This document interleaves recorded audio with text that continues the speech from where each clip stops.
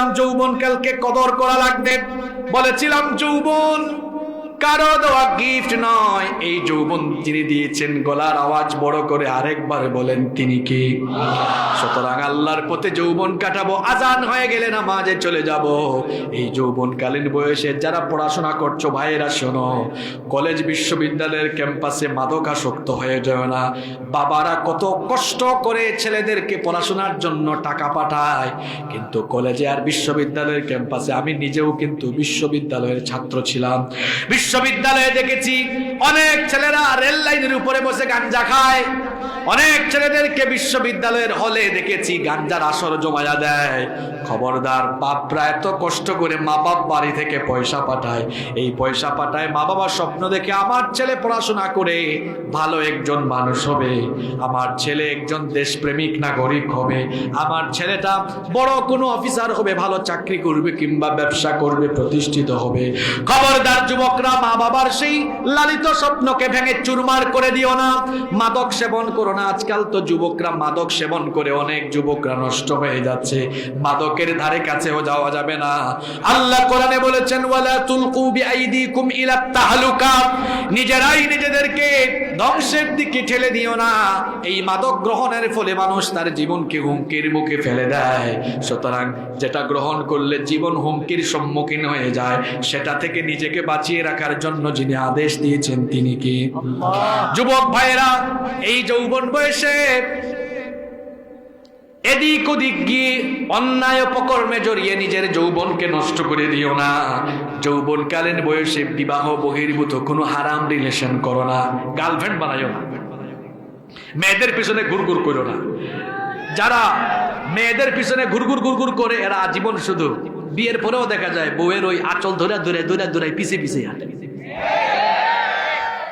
ব্যক্তিত্ববান হও, যুবকদেরকে বলছি ব্যক্তিত্ববান হও, আদর্শ পুরুষ হও, আদর্শ মুমিন হও, নিজের যৌবন হেফাজত করো।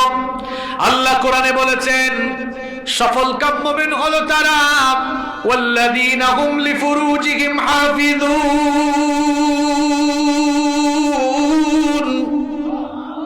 আল্লাহ বলছেন successful indeed are the believers, those who guard their modesty। সফল কাম মুমিন হলো তারা নিজের লজ্জাস্থানকে অপব্যবহার না করে লজ্জাস্থানের হেফাজত করে যারা। সুবহানাল্লাহ পড়েন। যুবক ভাইয়েরা, এই যৌবন বয়সে যারা কলেজ বিশ্ববিদ্যালয়ে পড়ো অথবা যারা ব্যবসা বাণিজ্য করেন, মেয়েদের ফিতনায় পড়বেন না। কেরিয়ারও শেষ হয়ে যাবে, জীবনটাও শেষ হয়ে যাবে। বরং নিজেকে আপনি গড়ে তুলেন, এমন ভাবে নিজের কেরিয়ার সুন্দর করেন আর এই বয়সে চরিত্র ঠিক করে ফেলেন। দেখবেন মেয়েদের পিছনে ঘুরঘুর করা লাগবে না। সুন্দরী সুন্দরী মেয়ের বাপ আপনার কাছে মেয়ে বিয়ে দেওয়ার জন্য লাইন ধরে ঘুরঘুর করবে। নিজের চরিত্রকে সুন্দর করেন, চরিত্রে যদি হেফাজত করতে পারেন, আমাদের জন্য সুসংবাদ দিয়ে গিয়েছেন নবীজি। বুখারী শরীফের একটা হাদিস আপনাদেরকে শোনাই। নবীজি বলেছেন মাইয়াতমাল্লি মা বাইনা লাহইহি ওয়া রিজলাইহি আবমাদু লাহুল জান্নাহ। নবীজি বলেছেন যে ব্যক্তি তার দু চুয়ালের মধ্যবর্তী জায়গা অর্থাৎ জিহবা আর দু উরুর মধ্যবর্তী জায়গা অর্থাৎ লজ্জাস্থান, এই দুটো জিনিসের জিম্মাদারি যারা গ্রহণ করবে, কাল কিয়ামতের দিন আমি নবী নিজে তার জন্য জান্নাতের জিম্মাদার হয়ে যাব। যুবক ভাইয়েরা, কত বড় কথা নবীজি বলেছেন। হ্যাঁ, আমরা যদি চরিত্র ঠিক রাখতে পারি, আমাদের জন্য জান্নাতের জিম্মাদার হয়ে যাবেন মুহাম্মাদুর রাসূলুল্লাহ সাল্লাল্লাহু। নবীজির সুপারিশ চাই তো আমরা, চরিত্রটাকে ঠিক রাখা যাবে তো। এইভাবে করে যদি আমার যুবক ভাইয়েরা আল্লাহর হুকুম আহকাম মেনে যৌবনটা পরিচালনা করে, তাহলে ফায়দা কি হবে শুনেন। একটা দুইটা হাদিসের কিতাব নয়, বিখ্যাত হাদিসের 3টা গ্রন্থে এই হাদিস বর্ণিত হয়েছে। বুখারী, মুসলিম, তিরমিজি, 3টা হাদিসের গ্রন্থে এই হাদিস বর্ণিত হয়েছে। নবীজি বলেছেন সামাতুন ইউজিল্লুহুমুল্লাহু ফি জিল্লিহি ইয়াওমা লা জিল্লা ইল্লা জিল্লুহ। 7 শ্রেণীর মানুষকে রব্বুল আলামিন কিয়ামতের দিন আরশের ছায়ার নিচে জায়গা দিবেন। এর মধ্যে এক শ্রেণীর মানুষ হলো তারা ওয়াশাবুন নাশাআ ফি ইবাদাতিল্লাহ। এর মধ্যে এক শ্রেণীর মানুষ মানুষ হলো তারা যৌবনকালে আল্লাহর হুকুম আহকাম মেনে যৌবনকাল আল্লাহর পথে খরচ করেছে যারা, কিয়ামতের দিন আল্লাহর আরশের ছায়ার নিচে জায়গা পাবে তারা। আবার যুবক ভাইয়েরা, আল্লাহর আরশের নিচে জায়গা আমরা পেতে চাই কি চাই না? তাহলে যৌবনকাল আমরা বিনিয়োগ করব কার পথে? আরো জোরে, কার পথে? কোথায় মিছিল দাও? আমার ভাই, তোমার ভাই, অমুক ভাই, তমুক ভাই। আমার ভাইয়ের চরিত্র ফুলের মতো।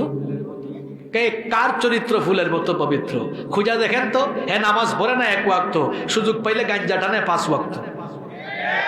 শয়তানের ভক্ত, জাহান্নামের তক্ত।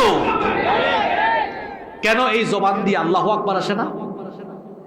কিছু মানুষ কয় আল্লাহু আকবার এটা রাস্তাঘাটে বেশি দিও না, এটা বিতর্কিত স্লোগান। এটা বিতর্কিত স্লোগান না? জন্মের পরে শুনছেন কি? কথা কন না কেন?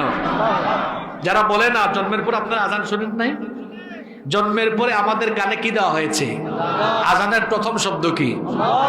আল্লাহু আকবারকে বিতর্কিত স্লোগান তারাই বলে জন্মের পরে আজান না শুনে যারা বিতর্কিত অবস্থায় জন্ম নিয়েছে। আমরা কেউ বিতর্কিত অবস্থায় জন্ম নেই নাই, আমরা সবাই আজান শুনে জন্ম নিয়েছি। এমনকি আমরা মারা যাওয়ার পরে আল্লাহু আকবার আছে না নাই? এখানে একটা জানাজার লাশ আনা হলে তখন শুরু হবে কি দিয়া? যার আল্লাহু আকবার ভালো লাগে না, তুই তোর এলাকাবাসীকে জানায়া যাইস মরার পরে যেন তোর লাশ জানাজার মাঠে না এনে শ্মশানে নিয়ে পুড়ায় দেয়। তোর তো আল্লাহু আকবার ভালো লাগে না। মুসলমানের সন্তান আল্লাহু আকবার শুনে পৃথিবীতে এসেছে, যাওয়ার সময় আল্লাহু আকবার শুনে দুনিয়া থেকে যায়। যতদিন বেঁচে থাকবে স্লোগান যদি দিতেই হয় আল্লাহর বরত্ব ঘোষণা করে আল্লাহর নামে স্লোগান দেওয়া লাগবে।